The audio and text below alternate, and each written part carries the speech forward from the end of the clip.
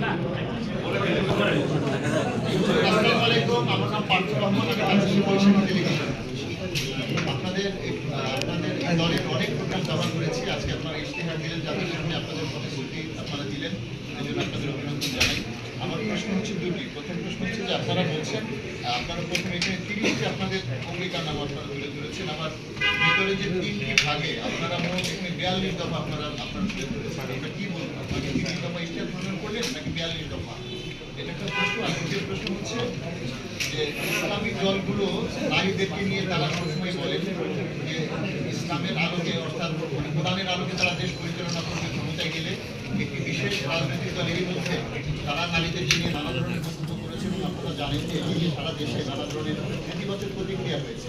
আপনারা আপনাদের ইশতেহারে 5 নম্বর পৃষ্ঠা বলেছেন, 5 নম্বর পৃষ্ঠা বলেছেন যে আমাদের ইশতেহারে আপনারা বলেছেন, আমরা দেবতার সাথে বলতে চাই যে নারীর কর্মসংস্থান, অধিকার, মর্যাদা ও স্বাধীনতার জন্য ইসলামের সবচেয়ে কার্যকরী।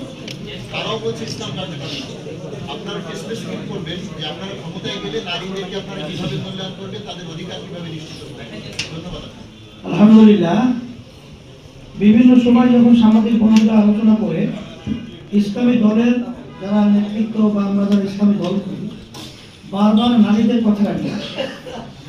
আসলে মূল ব্যাপারটা হলো ইসলাম এমন এক কাল জয়ী নীতি আদর্শ, যে কাল জয়ী নীতি আদর্শের মাধ্যমে নারীরা তাদের শুধু সম অধিকার নয়, অগ্রাধিকার ভিত্তিক অধিকার দিয়েছে।